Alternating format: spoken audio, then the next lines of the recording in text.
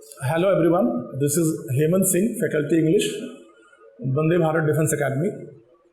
मैं आप सबका स्वागत करता हूं वंदे भारत डिफेंस एकेडमी के यूट्यूब चैनल पे। जैसा कि बच्चों आप सबको मालूम है कि कोविड-19 की वजह से कोचिंग सारी बंद चल रही, स्कूल बंद चल रहे हैं, तो आप सबके साथ हम लोग जुड़ नहीं पाए, आपकी क्लासेस हम नहीं ले पाए। गवर्नमेंट ने लॉकडाउन अनाउंस किया हुआ था, लेकिन अभी हम लोग ने सोचा है कि 6 सितंबर को आपका एग्ज़ाम है एनडीए का, तो क्यों ना आपके साथ जुड़ा जाए और आपका कुछ रिवीजन करा दिया जाए। देखिए बच्चों, हमारा प्लान है कि हम अब कुछ सैम्पल पेपर्स आपके लिए लेकर आए, जिनको हम आप के सामने सॉल्व करेंगे, और मेरे ख्याल से वो आपकी बहुत मदद करेगा फर्दर एग्ज़ाम को अच्छा करने में। आप अच्छा कर पाएंगे। आप सबने काफ़ी अच्छा पढ़ा होगा, मेरे ख्याल से 5 महीने आप बैठे नहीं होंगे, आपने अपनी पढ़ाई की होगी। और मैं सोच रहा हूँ कि आपको कुछ क्वेश्चंस जो इंग्लिश के हैं उनको आज सॉल्व कराऊँ, और उनसे आपकी काफ़ी हेल्प होगी। देखिए, जो क्वेश्चंस लेकर हम आ रहे हैं वो 5 की सीरीज़ में होगा, मतलब 5 लेक्चर्स होंगे आपको, और उनमें 30 या 35 क्वेश्चंस हम आपसे डिस्कस करेंगे, जिनके माध्यम से आप अपनी कॉन्सेप्ट को भी क्लियर कर पाएंगे। और इसको हमने नाम दिया है कॉन्सेप्ट थ्रू क्वेश्चंस। मतलब हम क्वेश्चन यहाँ डिस्कस करेंगे और आपकी जो कॉन्सेप्ट है वो क्लियर हो जाएगी।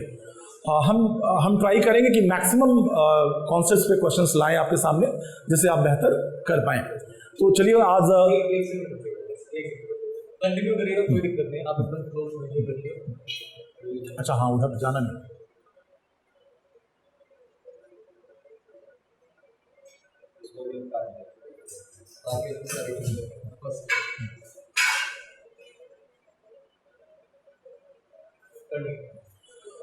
बच्चों, जैसा कि मैंने आपको बोला कि हम कॉन्सेप्ट थ्रू क्वेश्चन की बात कर रहे हैं, मतलब आपको क्वेश्चंस हम सॉल्व कराएंगे, और आपकी जो कॉन्सेप्ट्स हैं, मैक्सिमम चैप्टर जो ग्रामर के आपके हैं वो क्लियर होते जाएंगे।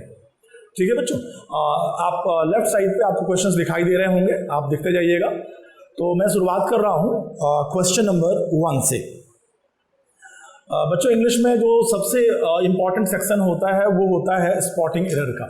इसमें एक सेंटेंस दिया होता है, उसमें उसके 4 या 5 पार्ट होते हैं, A, B, C, D और E।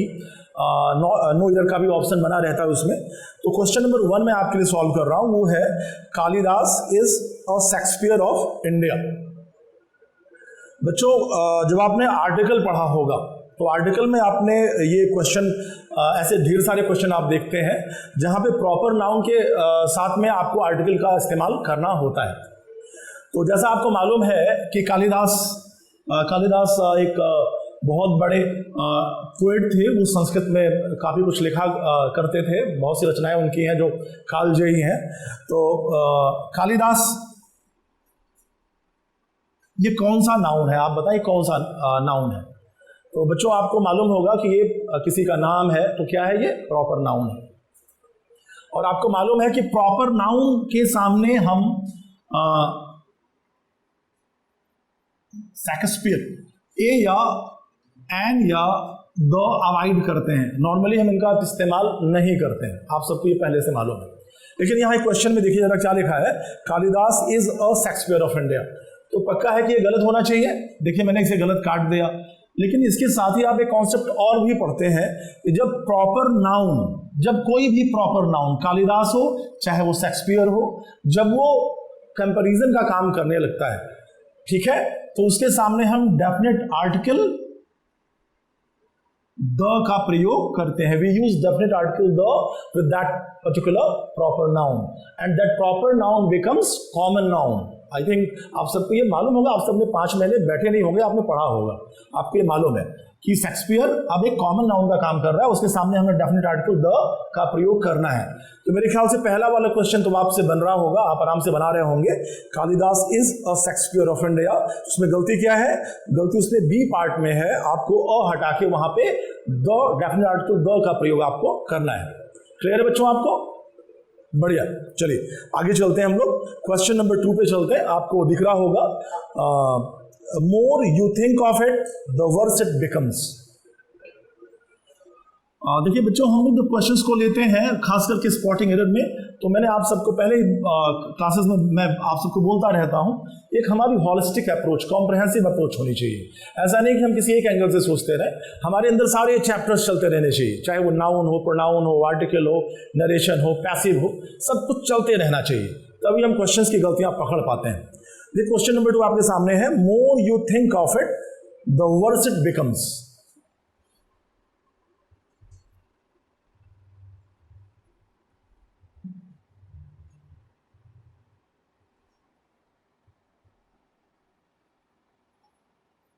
जैसा कि स्पॉटिंग सॉल्व करते समय आपको जो सबसे पहली टेक्निक है वो क्या होती है बेटा, आप ध्यान दीजिए कि आप उसको अपनी मदर टंग में ले जाइए। आप उसको अपनी मदर टंग, आपकी मदर टंग हिंदी है और जो भी आपकी मदर टंग हो आप उसमें उसे ले जाइए, तो आप उसको, आपको फील आएगी कि क्वेश्चन कहना क्या चाह रहा है। More you think of it, जितना ही ज़्यादा आप इसके बारे में सोचते हैं उतना ही द वर्स इट बिकम्स, उतना ही वो बुरा बन जाता है। ठीक है, थिंक का मतलब सोचना होता है। तो जरा सोचिए थिंक ऑफ सही है कि नहीं सही है। तो आपने प्रपोजिशन पढ़ा होगा, थिंक ऑफ लगता है ना, थिंक के बाद ऑफ आता है ना, थिंक ऑफ सही है, ठीक है, उसमें कोई दिक्कत नहीं। फिर ये मोर, ये कौन सी डिग्री है? अगर हम एडजेक्टिव की बात करें तो कौन सी डिग्री है? तो आप सबको मालूम है मच, मोर, मोस्ट। आपने क्या बोला, ये कौन सी डिग्री है? कंपैरेटिव डिग्री है। कौन सी है बेटा, बताओ, कंपैरेटिव है कि नहीं, बताओ। ठीक है, इधर आप आइए, इधर ने लिखा हुआ है द वर्स। ये वर्स कहां से आया?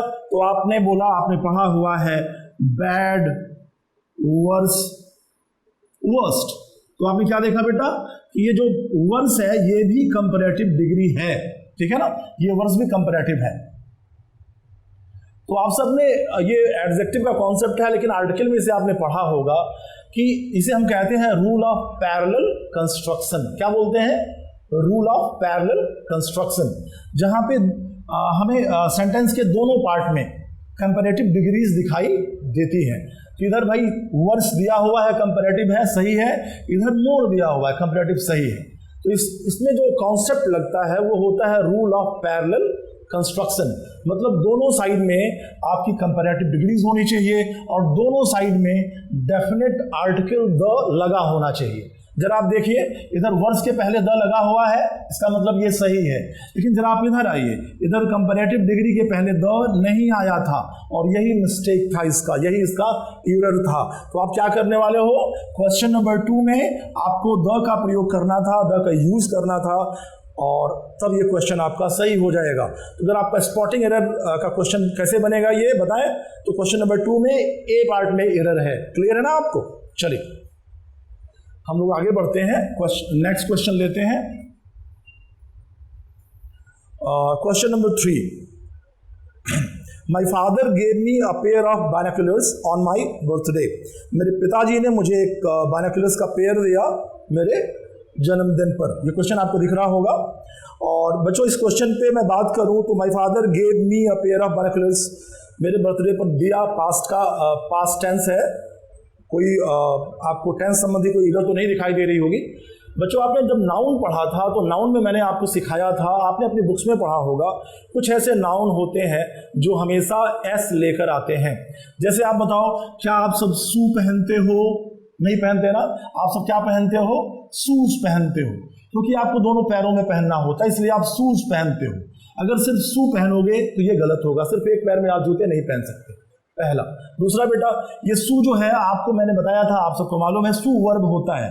शू, शूड, शूड मतलब हुआ जूता पहना। ही केम इनसाइड शू, ठीक है ना। तो आपको समझना है इस क्वेश्चन को। शूज, आपको आप पैरों में शूज पहनते हो, ध्यान दो। आप सॉक्स पहनते हो कि सॉक्स पहनते हो? सॉक्स पहनते हो ना आप, ठीक है ना। आप लेंस लगाते हो कि लेंसेज लगाते हो? दोनों आंखों पे लगता है ना, तो आप लेंसेज लगाते हो, ठीक है ना। और सीजर होता है कि सीजर्स होता है? ये दो होते हैं ना उसमें, तो एस लगा होता है। कुछ ऐसे नाउन है वो हमेशा एस लेकर आते हैं। तो आप जरा क्वेश्चन पर ध्यान दीजिए बच्चों।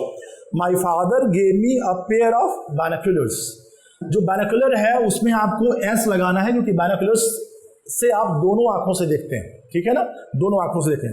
तो आपका जो मिस्टेक है वो बी पार्ट में है, बाइनोकुलर्स पे आपको एस लगाना था। ठीक है, क्लियर है क्वेश्चन। चलिए आगे बढ़ते हैं हम लोग क्वेश्चन नंबर 4 के लिए। और बहुत बढ़िया क्वेश्चन है, आपको मजा आएगा करने में। आपको स्क्रीन पे दिख रहा होगा, जानू has lots of friends beside her roommate in the hotel. मैं इसे लिख देता हूं आपके लिए, उधर आपको दिख भी रहा होगा।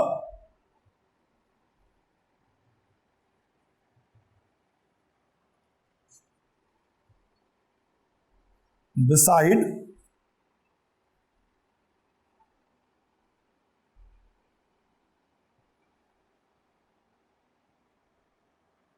Roommate in the hotel.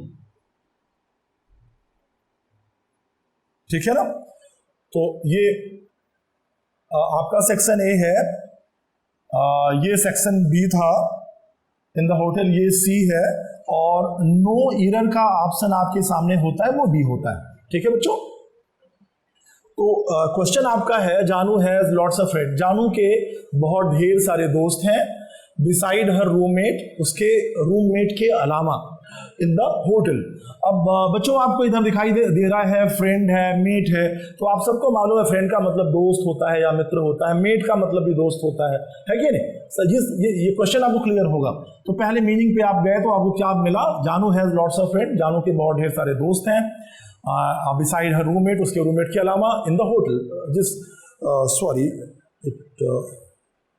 It is hotel, hotel में उसके रूममेट के अलावा कई उसके दोस्त हैं जो ठहरे होंगे, किसी पर्पज से गए होंगे। तो कुछ गलती आपको पकड़ में आ रहा है इसमें, कहाँ पे प्रॉब्लम है, कहाँ पे एरर है, ध्यान दीजिए। ये प्रॉब्लम बिसाइड का है। जब आप प्रपोजिशन देखते हो तो उस वहाँ पे आपको ये कॉन्सेप्ट पढ़ाई जाती है। तो बिसाइड इंग्लिश में दो होते हैं, BESID एंड BESIDES, बिसाइड्स। आप सबको मालूम है बिसाइड का मतलब होता है के बगल, मतलब आप कहते हो ना बाई द साइड ऑफ, के बगल, और बिसाइड्स का मतलब होता है के अतिरिक्त, इन एडिशन टू, इसे आप बोल सकते हो ना, इन एडिशन टू। ठीक है ना, और क्वेश्चन आपके लिए बिल्कुल इजी हो गया होगा। ये जो बिसाइड है इसका मतलब क्या होगा, के बगल। जरा आप एंगल इसका देखें, जानू has lots of friend beside her roommate, उसके रूममेट के बगल में ढेर सारे दोस्त हैं, या उसके रूममेट के अलावा, के अतिरिक्त ढेर सारे फ्रेंड्स हैं। तो आपको क्लियर होगा कि ये जो बिसाइड का यूज हुआ है वो गलत है, यहाँ पे एरर है। आपको यहाँ क्या यूज करना था, आपको यहाँ पे बिसाइड्स का इस्तेमाल करना था। ठीक है बच्चों, तो क्वेश्चन आपसे बन गया होगा, आपने इसे कर लिया होगा। स्क्रीन पे आपको दिख रहा है, लगातार आप देखते जाइए और आप उसे सॉल्व करते जाइए। ठीक है बच्चों, चलिए आगे बढ़ते हैं हम लोग, अगले क्वेश्चन पे चलते हैं। The number of people which asked for discount was low but grew during the summer period. The number of people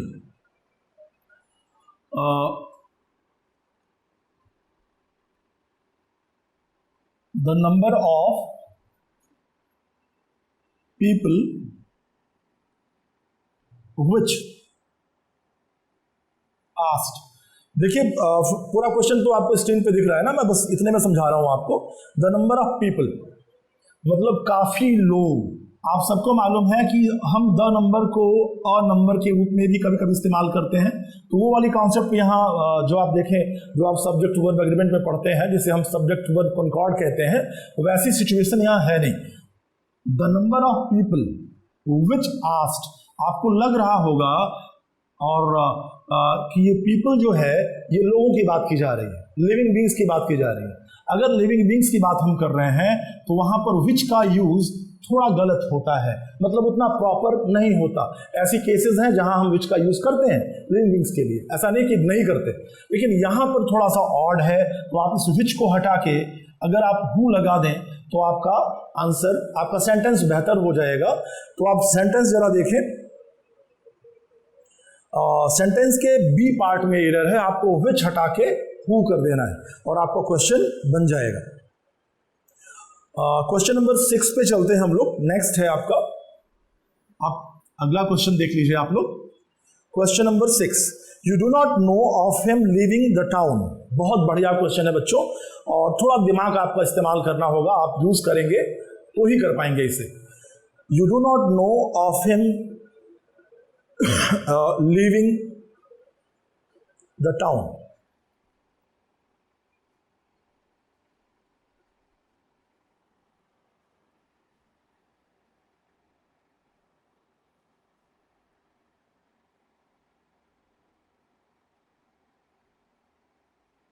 देखिए क्वेश्चन को, यू डू नॉट नो, आपको नहीं मालूम है, ऑफ हिम, उसके बारे में, लिविंग द टाउन। लीव मतलब होता है छोड़ना, हटना। टाउन से कोई बंदा हट रहा है तो उसके बारे में आपको नहीं मालूम, ये क्वेश्चन है, ठीक है ना। जरा ग्रामर का जो इसमें एरर है वो आप समझने की कोशिश करिए, इसमें प्रॉब्लम है कहाँ पे। You do not know of him living the town. जरा देखिएगा आप लोग, ये जो लिविंग है क्या ये मेन वर्ब के रूप में यहां इस्तेमाल हो रहा है? बिल्कुल नहीं। आप जरा देखिए, डू नॉट नो, ये जो नो है यहां मेन वर्ब के रूप में इस्तेमाल हो रहा है, यूज हो रहा है। और आप सबको मालूम है कि एक प्रॉपर सेंटेंस में नॉर्मली एक ही वर्ब आती है, दो वर्ब नहीं आ सकती। तो ये जो लिविंग आपको दिखाई दे रहा है, आप इसे वर्ब ना समझिएगा, ये वर्ब नहीं है, ये आईएनजी की फॉर्मेट में है। तो आप सबको मालूम है, अगर हम वर्ब में हम आईएनजी लगा दें और उसको नाउन जैसा यूज करें तो उसे हम जिरंड कहते हैं। और आप सबको मालूम है कि जिरंड के पहले क्या आता है? आपको मालूम है जिरंड के पहले क्या आता है? पॉसेसिव प्रोनाउन आता है।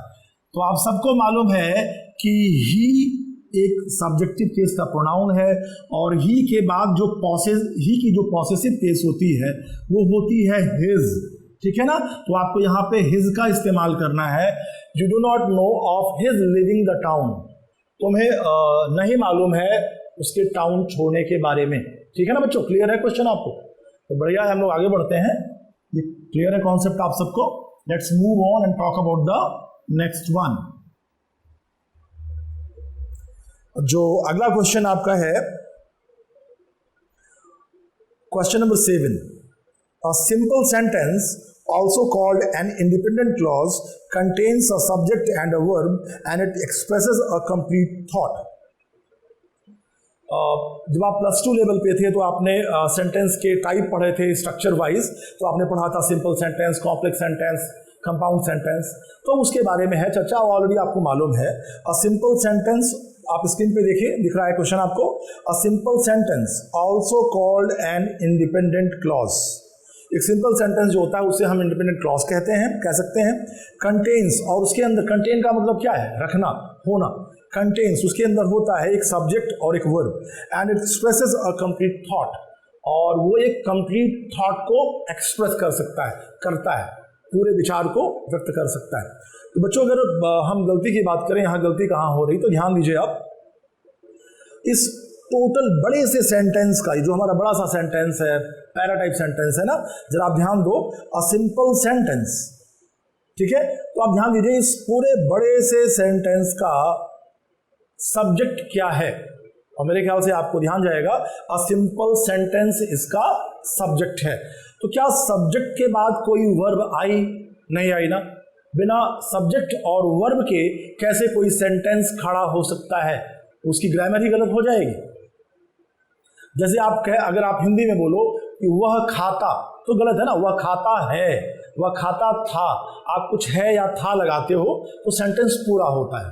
वैसे ही इंग्लिश में, सेम इंग्लिश में आप करते हो, यदि सब्जेक्ट के साथ वर्ब ना लगाई जाए तो फिर क्या होगा? वो सेंटेंस आपका गलत हो जाएगा। तो करना क्या है हमें बताइए आप लोग। आपको स्क्रीन पे क्वेश्चन दिख रहा है ना, question number 7, a simple sentence. बस आपको उसके आगे अ सिंपल सेंटेंस इज लगाना है, इज ऑल्सो कॉल्ड, और ये बन रही है पैसिव, पैसिव वॉइस है ना। इसके बाद वर्ड की थर्ड फॉर्म आना मतलब इशारा है कि ये पैसिव वॉइस है। तो सिंपल सेंटेंस, सिंगुलर सब्जेक्ट है आपका, इज ऑल्सो कॉल्ड। मिस्टेक या एरर कहाँ पे है बेटा, आप बताओ। तो एरर है सेंटेंस के ए पार्ट में। क्लियर है ना आप सबको? A simple sentence is also called an independent clause, contains a subject and a verb and it expresses a complete thought. मेरे ख्याल से आपने इसे बना लिया होगा। अब हम लोग चलते हैं क्वेश्चन नंबर नेक्स्ट पे, वो है question number 8। Gulliver's travels are indeed an interesting book. देखो बच्चों, आपको थोड़ा सा सब्जेक्ट वर्ब एग्रीमेंट के कुछ रूल्स अगर याद आ रहे हो तो ध्यान दीजिए।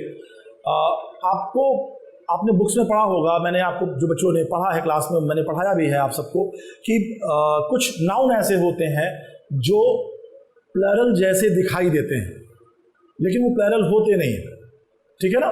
जरा दिमाग लगाइए, क्वेश्चन आपको दिखाई दे रहा है, जरा दिमाग लगाइए कि यहाँ पे प्रॉब्लम क्या है। गुलिवर्स ट्रैवल्स एक बुक का नाम है, ठीक है ना?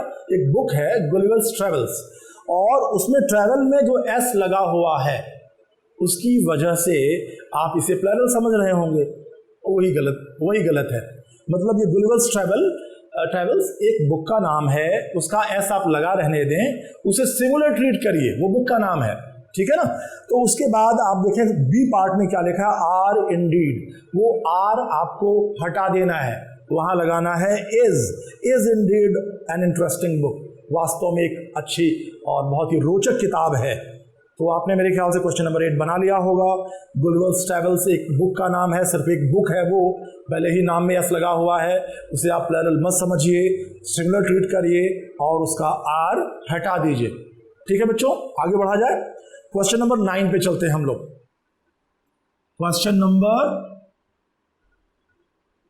9, और ध्यान दीजिए आपको स्क्रीन पे दिखाई दे रहा है क्वेश्चन, हम लोग उस पे हैं। आइदर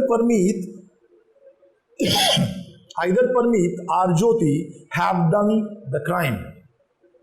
आइदर और नाइदर नॉर, या तो परमीत ने क्राइम किया है या ज्योति ने, ठीक है ना, डन द क्राइम। मैं क्वेश्चन आपके सामने है, फिर भी मैं लिख देता हूं यहां पे।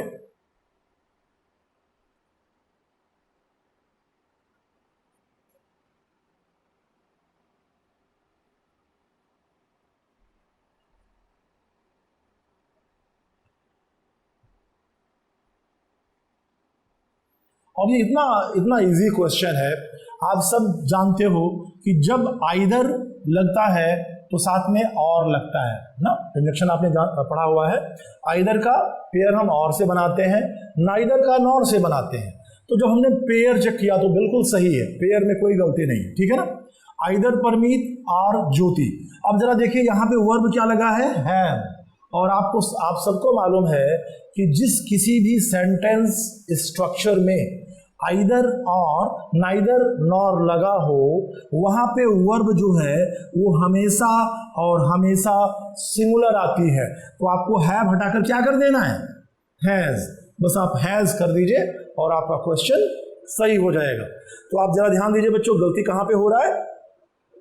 आइदर परमीत और ज्योति हैव डन द क्राइम, या तो परमीत या ज्योति ने ये क्राइम किया है। तो आप हैव हटाकर, ये हैव जो है सी पार्ट में है, तो आप हैव को हटा दें और वहां हैज लगा दें और आपका क्वेश्चन बन जाएगा। ठीक है बच्चों, आगे बढ़ा जाए। मेरे ख्याल से आप लोग क्वेश्चंस को एंजॉय कर रहे होंगे।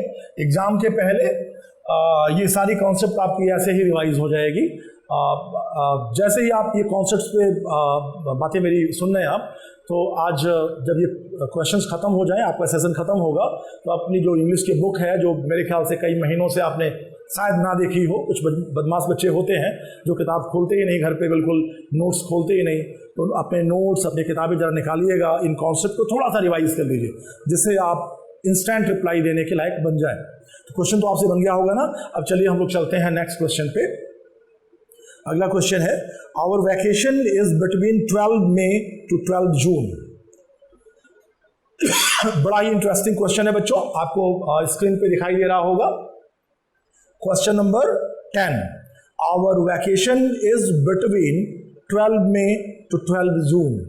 क्वेश्चन नंबर 10 बच्चों, जो हमारी छुट्टियां हैं वो 12 मई से 12 जून के बीच हैं, ठीक है ना, 12 मई टू 12 जून। तो फिलहाल ये क्वेश्चन को आप देखेंगे तो आप पाएंगे कि यहाँ जो ये बिटवीन लिखा हुआ है, बिटवीन 12 मई टू 12 जून। तो ध्यान दीजिए, प्रपोजिशन की बिल्कुल बेसिक सी कॉन्सेप्ट है कि बिटवीन कभी भी अपने साथ टू नहीं लेता है। आप सबको मैंने पढ़ाया भी हुआ है और आप सबने बुक्स में देखा भी होगा। बिटवीन अपने साथ टू नहीं लेता है, बिटवीन के साथ आपको लगाना होता है एंड। बिटवीन 12 मई एंड 12 जून। ठीक है ना बच्चों, क्वेश्चन बन गया आपका। अब देखिए, जैसा कि मई और जून महीनों के नाम है ना इंग्लिश कैलेंडर, जिसे आप ग्रेगोरियन कैलेंडर कहते हो। तो कैलेंडर मालूम है ना, जो इंग्लिश जनवरी फरवरी आप करते हो, ये कैलेंडर ग्रेगोरियन कैलेंडर होता है। ठीक है ना। और जो हिंदूज का कैलेंडर है वो है शक संवत का कैलेंडर। जो मुस्लिम्स का इस्लामिक कैलेंडर उसे हम हिजरी कहते हैं। ठीक है ना। तो आपको ये सब में 12 महीने होते हैं। तो ये जो 2 महीनों के नाम सामने आ गए, आप सबको मैं बताता रहता हूं कि इंग्लिश के जो 12 महीने हैं, ऑल 12 मंथ्स, उसमें 3 ऐसे हैं, मई, मार्च, मई एंड अगस्त। ये 3 महीने ऐसे हैं जिनकी कुछ मीनिंग निकल सकती है, बाकी नहीं, बस ये 3 हैं, आपको मालूम रहना चाहिए। मार्च का मतलब क्या होता है बताएं? तो आपने देखा होगा फ्लैग मार्च होता है ना, पुलिस वाले, मिलिट्री वाले, उनकी ड्रिल होती है, वो मार्च करते हैं, मतलब कदम ताल करना, एक साथ कदमों का उठना गिरना, उसे हम मार्च कहते हैं, फ्लैग मार्च। और मे तो ये मॉडल है इंग्लिश की, जो मॉडल वर्ब्स आप पढ़ते हैं ना, मे, माइट, वहाँ यूज़ करते हैं, ये महीने का भी नाम है। और आप जाएं अगस्त पे, तो अगस्त एक महीने का नाम है, और अगस्त का दूसरा मतलब होता है सम्मानित। The people who are honourable, जिनका एक सम्मान है, तो उन्हें हम अगस्त कह सकते हैं। अगस्त गैदरिंग होती है ना, सम्मानित लोगों की सभा। तो कभी कभी आपके एग्जाम में आपने देखा होगा बच्चों, ये सिनोनिम में आ जाता है अगस्त, तो आप इसे महीना समझ के गलती कर बैठते हैं, इसका मतलब होता है सम्मानित। क्लियर है ना। ये एडिशनल इंफॉर्मेशन थी, मैंने सोचा आपको दे दूं, साथ में लेते चलिए सब कुछ। अब हम चलते हैं क्वेश्चन नंबर नेक्स्ट पे, और वो है क्वेश्चन नंबर 11। कौन सा है बच्चों?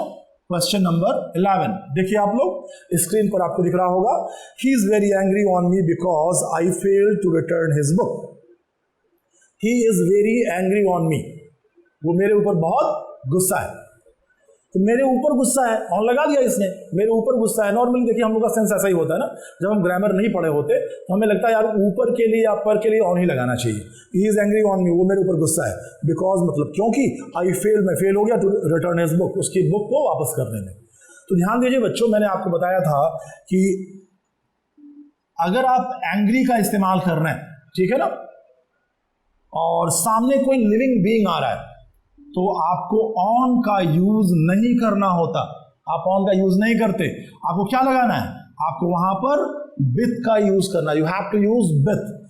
तो क्वेश्चन अब क्या बनेगा? He is very angry with me because I fail to return his book. वो मेरे ऊपर बहुत गुस्सा है क्योंकि मैं उसकी बुक वापस नहीं कर सका। ठीक है बच्चों, तो आपने क्वेश्चन बना लिया ना, स्क्रीन पे दिख रहा है आपको, ध्यान से देखिए। ही is very angry on me, on हटाना है, क्योंकि एंग्री के साथ अगर लिविंग बीइंग आ रहा हो तो हम हमेशा और हमेशा विथ का यूज करते हैं। आपने विथ लगाया, अब आपका क्वेश्चन बन जाएगा। एरर किस पार्ट में है बच्चों बताना? ये ए पार्ट में एरर दिया हुआ है। क्वेश्चन का एरर किस पार्ट में है? ए पार्ट में, विथ मी। अब चलिए हम लोग अगले पे चलते हैं, क्वेश्चन नंबर 12। क्वेश्चन नंबर 12 पे चलते हैं। The social activist was murdered in cold blood। छोटा सा सेंटेंस है, छोटा सा सेंटेंस। और अगर जैसा कि हम सब टीचर्स, इंग्लिश के टीचर्स अक्सर बच्चों से बोलते रहते हैं कि अगर आपको इंग्लिश इंप्रूव करनी है तो आपको इंग्लिश का न्यूज़पेपर पढ़ना चाहिए। रात में 1 घंटे कम से कम कोई एक अच्छा सा न्यूज़ चैनल, इंग्लिश का न्यूज़ चैनल आप देखिए, तो आपको ढेर सारे सेंटेंसेस सुनाई देंगे, और पेपर पढ़ते हो तो आपको दिखाई देंगे। जब आप उन्हें देखते हो, सुनते हो, तो धीमे धीमे आपके दिमाग में बैठ जाते हैं। ठीक है ना। ये सोशल एक्टिविस्ट क्या है? एक सामाजिक कार्यकर्ता। एक्टिविस्ट का मतलब होता है कार्यकर्ता। A person who is very active for any cause is called activist. Clear है ना। एक कोई आदमी जो किसी अच्छे कार्य के लिए बहुत समर्पित है, एक्टिव है, he is an activist, clear है। द सोशल एक्टिविस्ट, सोशल मतलब सामाजिक, the social activist was murder in cold blood. ये कोल्ड ब्लड क्या है? आप सबको मालूम है कि ब्लड का मतलब खून होता है, फिर आगे कोल्ड लग गया, ठंडा खून। अगर हम ऐसे बात करें तो हमने समझ लिया ठंडा खून, और ये गलत है। ये इंग्लिश का एक फ्रेज है, कोल्ड ब्लड मर्डर, मतलब पूर्ण हत्या, ठीक है ना। ये लोग बोलते हैं ना डे राइट मर्डर, दिन दहाड़े हत्या। कोल्ड मर्डर एक पूरी तरीके से निर्मम हत्या, उसे हम कोल्ड ब्लड मर्डर या कोल्ड ब्लडेड मर्डर कुछ भी बोल सकते हैं, ठीक है ना। ये सारी वर्ड्स हैं, नए नए जो वर्ड्स हैं, फ्रेजेस हैं। अगर आप न्यूज़पेपर पढ़ते हो और न्यूज़ सुनते हो रात में या दिन में, जब भी आपको टाइम मिलता है इंग्लिश का न्यूज़ सुनते हो, तो आपको ये सारे वर्ड्स अपने आप दिमाग में बैठ जाते हैं। तो ये कुछ नया नहीं लगता आपको। फिर सेंटेंस में जो एरर है वही आपको दिखाई देती है, ठीक है ना। तो यहाँ लिखा हुआ दो सोशल एक्टिविस्ट वॉज मर्डर। तो बच्चों ग्रामर पे आइए। ये जो क्वेश्चन है ये स्पॉटिंग एरर का, ये ग्रामर का एंगल है, जरा यहाँ देखिएगा। आप सबने ध्यान दिया होगा, जब आप टेंस पढ़ते हो तो आपको सिखाया जाता है कि इज एम आर क्या होता है, is am are, was were, इनके साथ कौन सी वर्ब आती है? तो आप सब जल्दी से बोलोगे कि इनके बाद जो वर्ब आती है वो हमेशा आईएनजी फॉर्म में आती है, क्योंकि ये कॉन्टिन्यूअस होते हैं ना, प्रेजेंट कॉन्टिन्यूअस, पास्ट कॉन्टिन्यूअस। तो is am are was were के बाद कौन सी वर्ब आएगी? आईएनजी फॉर्म आ जाएगी। लेकिन बच्चों यहाँ तो मर्डर दिया हुआ है, मर्डर वर्ब है, तो इसने आईएनजी नहीं लगाया। तो मान लीजिए हम आईएनजी लगा ही देते हैं। The social activist was murdering in cold blood. जो सामाजिक कार्यकर्ता था वो लोगों की हत्याएं कर रहा था कोल्ड ब्लड में। तो भैया आप ये बताओ कि कोई सामाजिक कार्यकर्ता मर्डर करेगा? वो अगर वो मर्डरर होगा तो फिर उसे हम सोशल एक्टिविस्ट नहीं बोल सकते। जो सेंटेंस का सेंस आ रहा है कि सोशल एक्टिविस्ट की हत्या की गई है, वो लोगों की हत्या नहीं कर रहा था, उसकी हत्या की गई। Social activist was. तो आपने ये भी पढ़ा होगा कि जब हम पैसिव बना रहे होते हैं, जब हम प्रेजेंट इंडेफिनिट और पास्ट इंडेफिनिट की पैसिव बना रहे होते हैं तो हम is am are was were का यूज करते हैं कि नहीं करते? करते हैं। तो पास्ट के इंडेफिनिट की आप पैसिव बना रहे हो तो वॉज वर के बाद वर्ब की आप थर्ड फॉर्म का प्रयोग यूज करते हो। आप सबको क्लियर होगा। तो सोशल एक्टिविस्ट वॉज मर्डर, वो बस आप ईडी लगा दो, वॉज मर्डर्ड, सोशल एक्टिविस्ट का मर्डर कर दिया गया इन कोल्ड ब्लड, बिल्कुल उसकी हत्या कर दी गई, निर्मम हत्या कर दी गई।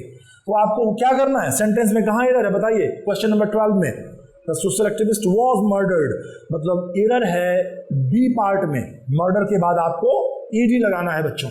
मेरे ख्याल से आपको कॉन्सेप्ट बिल्कुल क्लियर हो गई होगी। कितना आसान क्वेश्चन था, लेकिन इजी क्वेश्चन था। और जान ले बच्चों कि आपको अपने दिमाग को बिल्कुल शार्प बनाना है, अपने ब्रेन को शार्प करिए, क्योंकि क्वेश्चन को बहुत जल्दी से पकड़ना होता है आपको। अब आए क्वेश्चन नंबर 13 पे। क्वेश्चन नंबर 13, आपका जो अगला क्वेश्चन है वो 13 है। The train will not start until the guard will blow the whistle. Screen पर आपको दिखाई दे रहा होगा question. The train will not start until the guard will blow the whistle.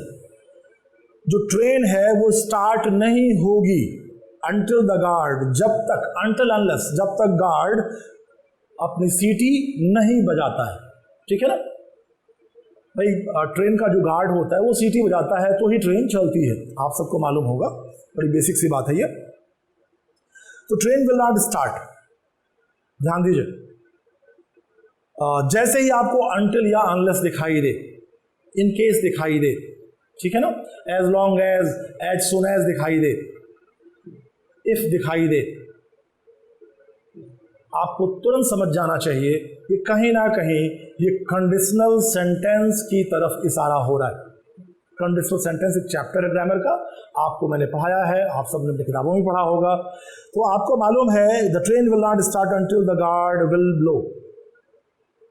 Until और अनलेस वाला क्लास जरा आप ध्यान से देखें, आप क्या है, जब फ्यूचर के दो क्लास अंटिल और अनलेस से जुड़े हों, ठीक है, अंटिल अनलेस, नेगेटिव काम करता है, तो until और unless वाला क्लास प्रेजेंट के इंडेफिनिट में होता है, वो फ्यूचर में नहीं हो सकता।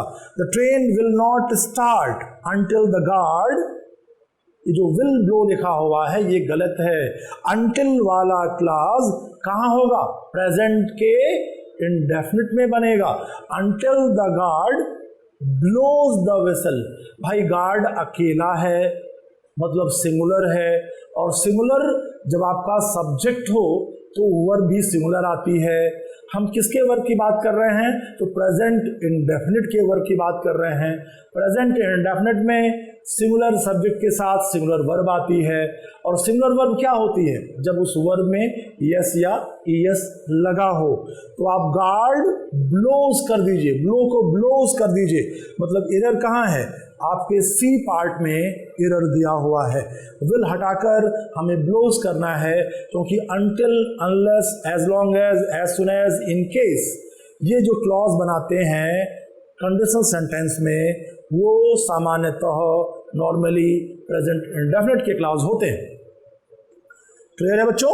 चलिए, तो आपसे बन गया होगा। अब हम लोग चलते हैं क्वेश्चन नंबर 14 पे। अगला क्वेश्चन हमारा क्वेश्चन नंबर 14 हो गया, बोलता जाऊँ 30 36 हो गया, 45 मिनट्स पूरे नहीं हो पाएंगे। आप करना चाहे कर सकते हो जैसा।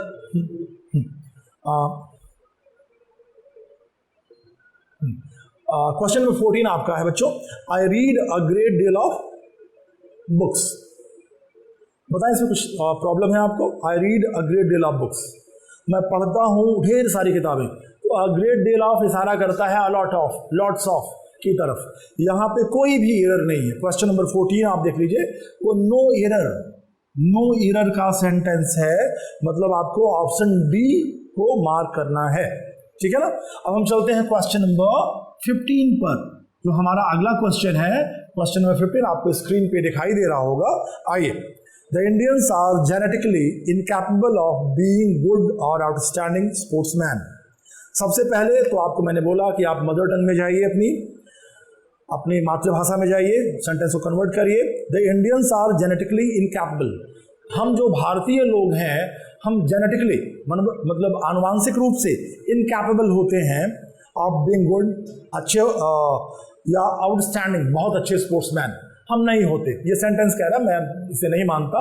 बहुत ढेर सारे इंडियंस हैं जिन्होंने स्पोर्ट्स में बहुत अच्छा किया हुआ है। ये बस एक ग्रामर का क्वेश्चन बनाया हमने, आप समझिए उसे। Indians are genetically incapable of being good और आउटस्टैंडिंग स्पोर्ट्समैन।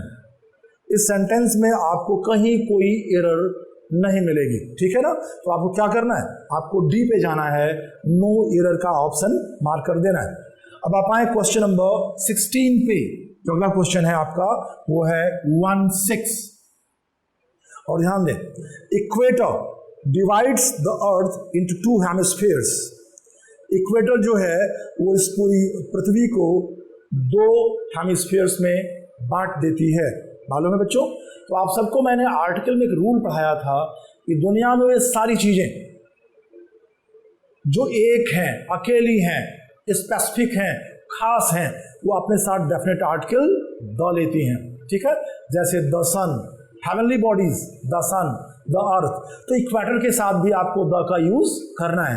जरा आप ध्यान देंगे, देखिए द अर्थ का यूज किया गया है, अर्थ के पहले द लगा रखा उसने।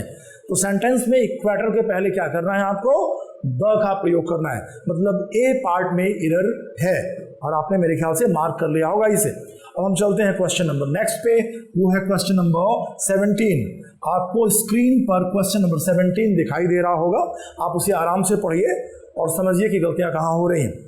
We have been knowing each other since we were children. We have been knowing each other. ये बच्चों आपने KNOW नो, ठीक है ना? ये वर्ब आपने पढ़ा होगा, और जब आपको वर्ब पढ़ाई जाती है तो आपको ये सिखाया जाता है बच्चों, आपने बुक में भी पढ़ा होगा कि कुछ ऐसी वर्ब होती हैं जो ING फॉर्मेट को सपोर्ट नहीं करती हैं। ऐसा नहीं है कि वो ING फॉर्मेट में यूज नहीं हो सकती, लेकिन वो ING को नॉर्मली सपोर्ट नहीं कर सकती। तो नो जो है ये ING फॉर्मेट का वर्ब है ही नहीं है। जैसे आप बताइए, रिमेंबर, क्या आप रिमेंबरिंग करेंगे? अंडरस्टैंड, क्या आप अंडरस्टैंडिंग करेंगे? आप ऐसा बोलते हैं आई एम अंडरस्टैंडिंग, ये बिल्कुल गलत है। लोग ऐसा बोलते हैं, नॉर्मली बातचीत में बोल देते हैं, लेकिन वो ग्रामेटिकली गलत होते हैं। आपको आईएनजी नहीं लगाना होता ऐसी वर्ड्स में। आप किसी और सेंटेंस, किसी और स्ट्रक्चर में जाइए। आप तो लिखा है वी हैव बीन नोइंग, तो हमें तो एरर मालूम चल गई कि पार्ट ए में एरर है। क्या करना है? We have known each other, हम एक दूसरे को जानते रहे हैं सिंस वी वर चिल्ड्रन, जब से हम बच्चे थे। जब हम बच्चे थे बचपन से ही हम एक दूसरे को जानते रहे हैं। तो आपको ये हैव नोन कर देना है, नोइंग का आईएनजी आपको हटा देना है बच्चों। क्लियर है ना आप सबको? तो दिख रहा होगा एरर किस पार्ट में जा रहा है? एरर ए पार्ट में है। 17 के ए पार्ट में एरर जा रहा है बच्चों। आपको कॉन्सेप्ट क्लियर हो गई होगी। अब हम चलते हैं क्वेश्चन नंबर नेक्स्ट पे। अगला है question number 18। Neither of the teams are sensible enough to do this task. दोनों टीमों में से कोई भी टीम इस टास्क को करने के लिए सेंसिबल नहीं थी। सेंसिबल का मतलब होता है संवेदनशील। दो टीमें हैं बच्चों, आपको मालूम है कि नाइदर और आइदर जब भी लगता है कि किसी एक के लिए लगता है, मतलब क्या हुआ कि किसी एक की बात करेगा। नाइदर ऑफ द टीम्स, दो, मान लीजिए दो टीमें हैं, उनमें से एक टीम, तो भैया जब हम एक की बात, नाइदर और आइदर से एक की बात करते हैं तो वर्ब भी एक ही आनी चाहिए, मतलब सिंगुलर आनी चाहिए। अभी कुछ देर पहले क्वेश्चन आया था ऐसा, तो नाइदर और आइदर हमेशा सिंगुलर वर्ब लेते हैं। तो आप ध्यान दीजिए बी पार्ट में क्या है, बी पार्ट में आर लगा हुआ है जो कि एक प्लरल वर्ब है और आपको इसका यूज नहीं करना है क्योंकि आपका जो सेंटेंस है उसका सब्जेक्ट क्या है? आपका सब्जेक्ट है सिंगुलर, आपका सब्जेक्ट है नाइदर, सिंगुलर है, तो आपको सिंगुलर वर्ब चाहिए। मतलब आपको इस्तेमाल क्या करना है, आपको यूज क्या करना है? आपको इज का यूज करना है। तो बन गया होगा मेरे ख्याल से। अब आप आइए क्वेश्चन नंबर नेक्स्ट पे, वो है आपका क्वेश्चन नंबर 19। बहुत बढ़िया क्वेश्चन है, आपको स्क्रीन पर दिख रहा होगा, आप देखिए question number 19। If I was he I wouldn't accept this project. बताइए, आपने ढेर सारे ऐसे कंडीशनल सेंटेंस पढ़े होंगे कि अगर मैं राजा होता, अगर वह रानी होती, तो आप कौन सा ग्रामर का स्ट्रक्चर यूज करते हैं? कंडीशनल सेंटेंस कंप्लीट है ये, बताएं। तो आप हमेशा इमेजिनेशन में क्या लगाते हैं? आप लगाते हैं वर। If I were a king, अगर मैं राजा होता, तो यहाँ क्या लिखा हुआ? इफ आई वॉज ही, यदि मैं उसकी जगह होता, मतलब मैं, अगर मैं वह होता। तो आप क्या कर रहे हैं? आप वॉज को, आपको वॉज हटा देना, वहां वॉज लिखा हुआ है और वॉज से इमेजिनेशन संभव नहीं है। हम क्या करेंगे? हम वर का यूज करेंगे। इफ आई वर ही, यदि मैं उसकी जगह होता, I wouldn't accept this project, मैं इस प्रोजेक्ट को स्वीकार नहीं करता। ठीक है बच्चों, अब हम चलते हैं नेक्स्ट क्वेश्चन पे। हमारा क्वेश्चन है क्वेश्चन नंबर 20। ठीक है। The teacher advised to the students to borrow a book from the library within 3 days. आपको क्वेश्चन स्क्रीन पे दिखाई दे रहा है, जरा ध्यान से देखिए।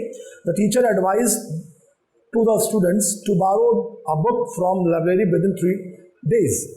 टीचर ने बच्चों को एडवाइस किया, स्टूडेंट्स को एडवाइस किया टू बारो अ बुक, कि एक किताब लाएं लाइब्रेरी से 3 दिनों के भीतर लेकर आएं। ठीक है, ध्यान दीजिए आप लोग, टीचर एडवाइस।